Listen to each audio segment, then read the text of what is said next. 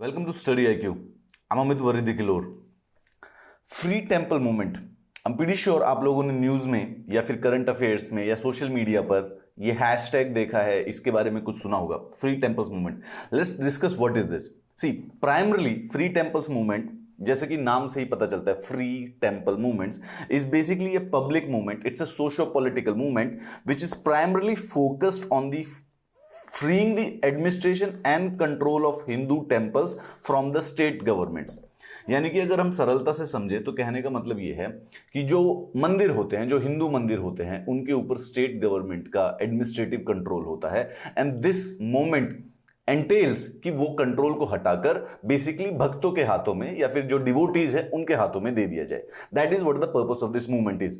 अब इस मूवमेंट के कुछ पहलू हैं, जैसे कि ये मूवमेंट जो है free temple movement, this movement claims कि सबसे पहले temple administration shall be in the hands of the devotees first of all. Second of all, जो और दूसरे धर्म हैं, जैसे कि हम कुछ और देखें, अगर हम मुस्लिम धर्म को देखें या फिर क्रिश्चियन धर्म को देखें, तो उनके जो मॉस्क या चर्चेज हैं उनको स्टेट गवर्नमेंट कंट्रोल नहीं करता, वो कम्युनिटीज के द्वारा ही कंट्रोल होते हैं। तो फिर बेसिकली जो टेंपल्स हैं, जो कि मेजॉरिटी धर्म के टेंपल्स हैं, उनको क्यों स्टेट गवर्नमेंट कंट्रोल करती है। Second, it also raises a question कि does it impinge on the fundamental right of religion. Bharat के अंदर अनुच्छेद नंबर 25 से 28 भारत के संविधान में हमें धर्म की स्वतंत्रता मिलती है, जहां पे जो रिलीजियस डिनोमिनेशंस हैं और रिलीजियस सेक्शंस हैं उनकी भी पूरी की पूरी स्वतंत्रता दी जाती है। स्टडी IQ का एक पॉलिटी का सीरीज चल रहा है, आप प्लीज उसको चेकआउट कीजिएगा, उसमें ये बहुत ज्यादा डिटेल में सारी की सारी चीजें डिस्कस्ड है। So coming to the fact कि रिलीजियस और कल्चरल फ्रीडम्स जो है वो आर्टिकल नंबर 25 से 28 में फ्रीडम ऑफ रिलीजन है और 29 और 30 में माइनॉरिटी के कल्चरल और एजुकेशनल अधिकारों का संरक्षण किया गया है। ये पार्ट 3 ऑफ द कॉन्स्टिट्यूशन, जिसमें हमारे मौलिक अधिकारों के बारे में डिस्कशन किया गया है, उनमें इनको संरक्षण मिला हुआ है मूल अधिकारों के तौर पे as a fundamental right. However एक बात ध्यान रखिए कि आर्टिकल नंबर 25 में क्लॉज 2B ये कहता है कि जरूरत पड़ने पर रेगुलेटरी पावर स्टेट्स के पास होती है, मतलब कि स्टेट रेगुलेट कर सकती है रिलीजियस डिनोमिनेशंस को या रिलीजियस ऑर्गेनाइजेशंस को in the interest of the public interest या पब्लिक मोरालिटी के इंटरेस्ट में। इसका मतलब secular activities connected with religious institutions can be regulated by the state under law. Secular activities of religious institutions कहने का क्या मतलब है? देखिए, एक तो हो गई बिल्कुल जो कि धार्मिक चीजें होती हैं, धार्मिक रिचुअल्स होते हैं, और दूसरा किसी भी ऑर्गेनाइजेशन को, किसी भी बड़े टेंपल की फुल फ्लेजेड जो ऑर्गेनाइजेशन होती है उसकी जो एक्टिविटीज है, जैसे एडमिनिस्ट्रेटिव एक्टिविटीज होगी, अकाउंटिंग एक्टिविटीज होगी, सिक्योरिटी की एक्टिविटीज होगी, वो धर्म की एक्टिविटीज नहीं है, they are secular activities of the religious institutions. अब हमारे देश में क्या होता है, हमारे देश में अलग अलग सारी की सारी स्टेट गवर्नमेंट्स ने अपने अपने Hindu religious and charitable endowments act बना रखे हैं, जिनसे जो administrative and financial control of temples है, जो कि स्टेट गवर्नमेंट द्वारा जो अपॉइंटेड लोग होते हैं वो उसको मैनेज करते हैं। ऐसा इसलिए किया गया था क्योंकि पहले 18वीं 17वीं सदी के अंदर, 19वीं सदी के अंदर जो मंदिर थे उनकी मिसमैनेजमेंट होने लग गई थी, उनकी फंड्स की मिसमैनेजमेंट हो गई थी। तो सारी की सारी स्टेट्स ने over the period Hindu religious and charitable endowments acts बनाए हुए हैं, जिनके तहत वो बेसिकली मंदिरों का एडमिनिस्ट्रेशन करते हैं और मैनेजमेंट को हैंडल करती है, सीधा स्टेट गवर्नमेंट करती है। And this is the demand of the free temple movement कि बेसिकली स्टेट गवर्नमेंट को ये कंट्रोल जो है टेंपल्स की मैनेजमेंट के ऊपर और फाइनेंसेस के ऊपर छोड़ देना चाहिए, क्योंकि ऐसा मॉस्क्स पर नहीं होता है। मॉस्क को वक्फ बोर्ड का कंट्रोल होता है, जो कि बेसिकली एक स्टेट ऑर्गेनाइजेशन नहीं है और वो एक स्टैट्यूटरी ऑर्गेनाइजेशन है। उसी तरीके से चर्च का कंट्रोल होता है चर्च के ऊपर। बेसिकली चर्च जो ऑर्गेनाइजेशन है, उनका जो चर्च जो डिनोमिनेशन होता है या जो टेंपल की तरह यूज किया जाता है, उसके ऊपर कंट्रोल होता है। अब सवाल यह है कि देखिए ऐसा हुआ क्यों था, पहले इस बात को समझने की कोशिश करते हैं। पहले समय में टेंपल्स जो है वो एक प्राइवेट अफेयर की तरह स्टार्ट होते हैं, but slowly they becomes the centre of the social and the cultural life of the community. ठीक है, जैसे जैसे सोशल और कल्चरल लाइफ उन टेंपल्स के अराउंड बढ़ना स्टार्ट होती है, तो उस पर जो राजा होता था, किंग होते थे, मोनार्क होते थे, उनकी पेट्रोनेज भी आने लग जाती है। And they also become a centre of art and architecture. हम जब क्लासेस में जब आर्ट एंड आर्किटेक्चर के बारे में पढ़ते हैं तो सबसे स्ट्रॉन्ग, सबसे ज्यादा ऊपर होता है temple architecture. Temple architecture India की जो सांस्कृतिक धरोहर है उसमें सबसे ज्यादा इंपॉर्टेंट है। So the temples become important centre of that, और उसके वजह से राजा जो थे, जो किंग मोनार्क्स, जो भी रिच एरिस्टोक्रेटिक क्लास हुआ करती थी, वो इन सेंटर्स पर, जो ये सोशल और कल्चरल लाइफ के सेंटर बन चुके थे, इन पर लार्ज एंडाउमेंट्स किया करती थी। इसकी वजह से ये जो सेंटर हुआ करते थे, it became a public affair. तब से the rituals of establishment of endowments will become an object of general public utility, because इतना लार्ज इन्वॉल्वमेंट था सोसाइटी का। Instead of becoming only a private organisation, it actually becomes a public utility affair. अब सवाल यह है कि जैसे जो ये Hindu religious and charitable endowment act है उसके बारे में समझते हैं कि जैसे हम आज जो हम केस डिस्कस कर रहे हैं वो Madras Hindu religious and charitable endowment act 1951 का है। As indicated in the preamble, इस एक्ट के प्रीएम्बल में लिखा हुआ है to amend and consolidate the law relating to the administration and governance of Hindu religious and charitable endowment. इनका बेसिकली मेन उद्देश्य है, इन एक्ट्स का मेन उद्देश्य है for better administration, protection and preservation of the temples, the endowed properties attached thereto, and fulfillment of the objects with reasonable restrictions which do not violate the rights of the religious freedom guaranteed by the constitution। मतलब कि जितने भी भारत देश के राज्यों ने Hindu religious and charitable endowment act बनाए हैं, उनका असली उद्देश्य बेसिकली ये है कि जो मंदिर है उनकी एडमिनिस्ट्रेशन और उनकी प्रोटेक्शन और प्रिजर्वेशन को बढ़ावा देने के लिए, और इस बात को इंश्योर करने के लिए कि रिलीजियस फ्रीडम किसी भी प्रकार से, किसी भी सोसाइटी के सेक्शन की कहीं से भी हनन ना हो उसका। अब जो अभी हम आप करंट अफेयर्स में देखे होंगे, आपने पढ़ा भी होगा, जग्गी वासुदेव, आपने कई बार इनके बारे में सुना भी होगा, न्यूज भी देखी होंगी, आपने वीडियोस भी देखे होंगे, जिनको जनरली सदगुरु के नाम से जाना जाता है। He has launched a campaign demanding that temples in Tamil Nadu to be freed from a government control. ठीक है, क्योंकि तमिलनाडु में Madras Hindu religious and charitable endowment act के तहत मंदिरों को कंट्रोल किया जाता है, एडमिनिस्ट्रेशन को मैनेज किया जाता है। एंड जग्गी वासुदेव की एक कैंपेन चली है जिसमें वो इनको फ्री टेंपल मूवमेंट कहते हैं।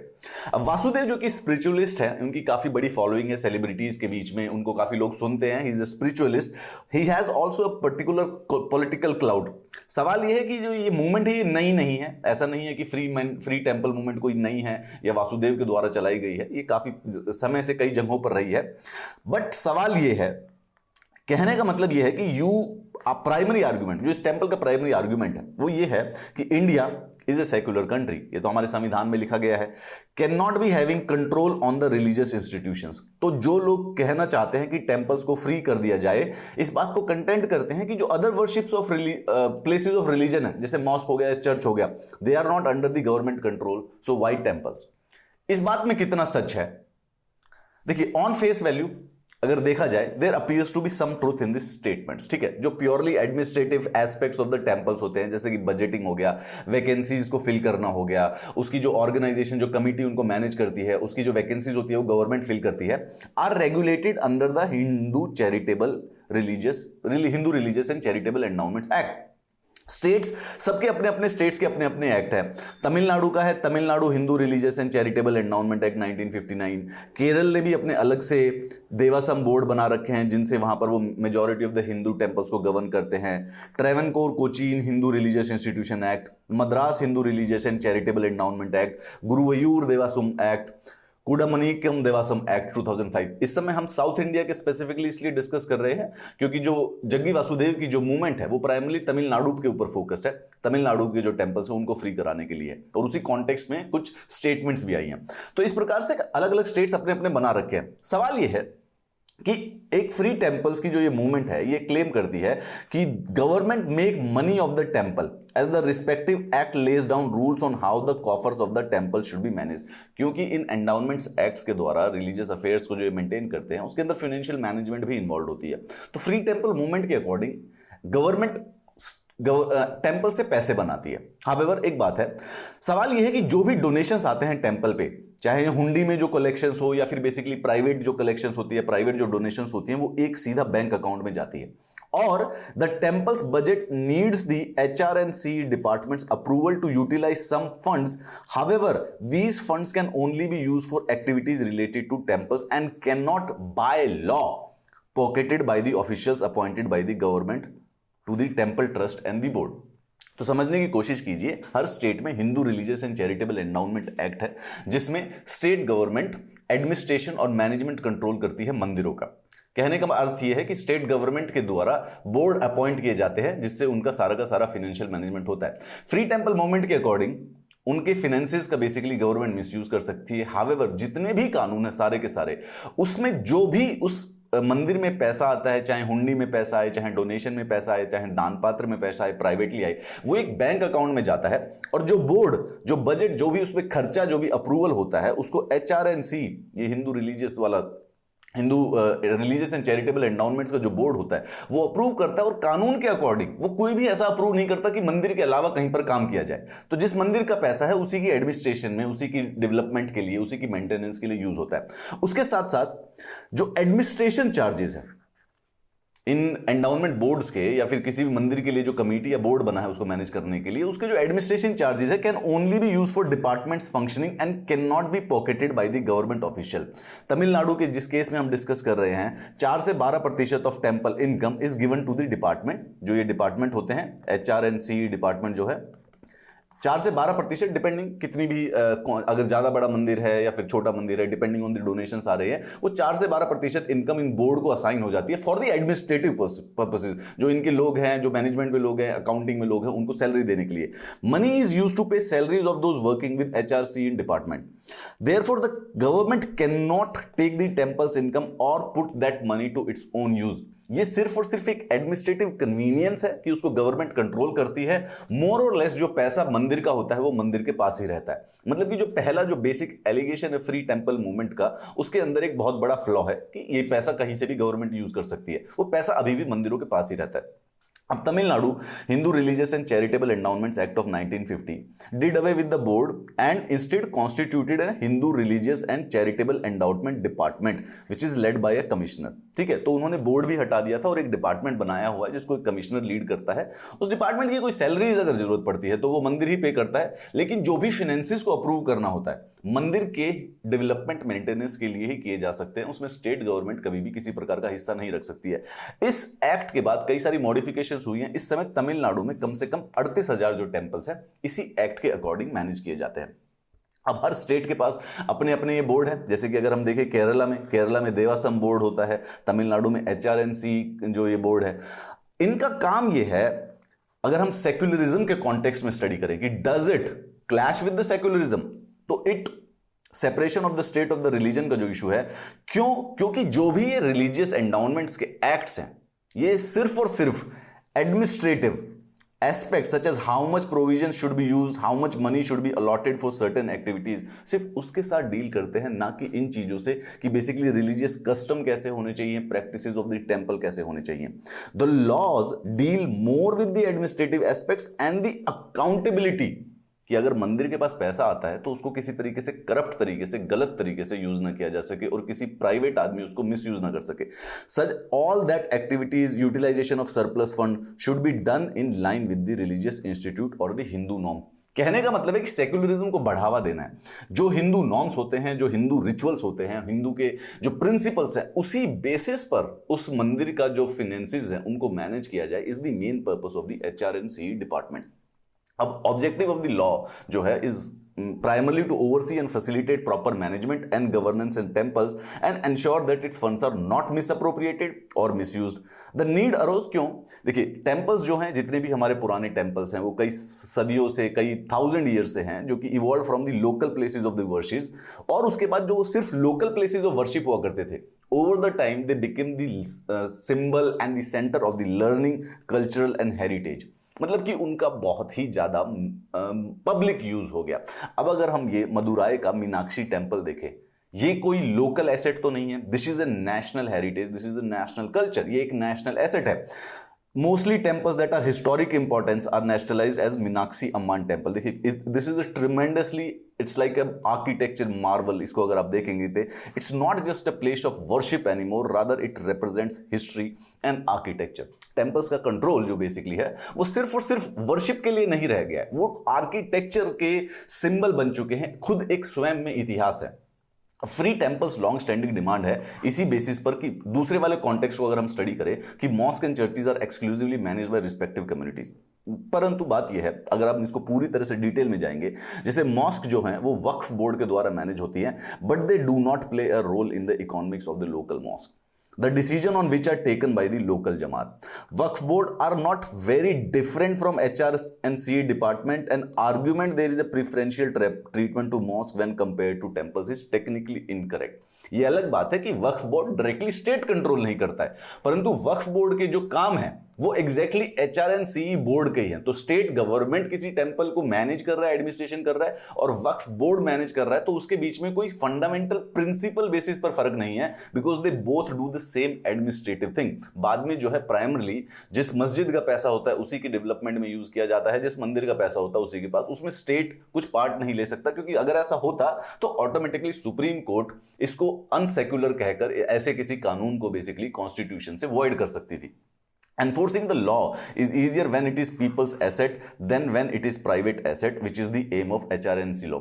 एक दूसरा और इंपॉर्टेंट बात है, कई सारी ऐसी सोसाइटी के अंदर कुछ ऐसी चीजें होती हैं, कुछ ऐसी प्रैक्टिसेस होती हैं जिनको अगर हम चाहें एनफोर्स करना तो थोड़ा सा मुश्किल हो जाता है। कई मंदिरों में दलित को एंटर करना जैसे कई जगहों पर बैन किया जाता है। अब इस चीज के लिए जब पॉसिबल होता है, HR&CA लॉ जब होता है, तो उसके अंदर हम कंप्लेन कर सकते हैं, दलित कंप्लेन कर सकते हैं कमिश्नर को, HR&CA बोर्ड को या कमिटीज को, instead of directly going to a court. तो जब एक एसेट होता है, पब्लिक एसेट, तो वहां पर कानून को ज्यादा आसानी से लगाया जाता है। अगर प्राइवेट कंट्रोल में हिंदू टेंपल्स को दे दिया जाएगा तो any kind of religious practices which are in contravention with the constitution would be very difficult to enforce. एक दूसरा उद्देश्य इस HR&C लॉ से जो ये फंक्शन होता है। अब इसी कॉन्टेक्स्ट में, फ्री टेंपल मूवमेंट के कॉन्टेक्स्ट में, जो कि जग्गी वासुदेव ने जो बेसिकली ये डिमांड उठाई थी कई जगहों पर, उन्होंने हमारे जो फाइनेंस मिनिस्टर हैं तमिलनाडु के पलानीवेल थियागराजन, इन्होंने कहा कि this is a nonsense demand जो कि कई जगहों से आ रही है, of freeing the temples from the Hindu religious and charitable endowments department. Indeed इन्होंने कुछ स्ट्रॉन्ग एलिगेशंस भी लगाए। उन्होंने कहा कि जो जग्गी वासुदेव है, he is a publicity hound who is trying to find another angle to make more money. ये इनके शब्द हैं कि इन्होंने कहा कि he is focused on God, लेकिन जो शिवरात्रि का वहां पर फंक्शन होता है, जग्गी वासुदेव की एक फाउंडेशन है, ईशा फाउंडेशन जिसे कहा जाता है,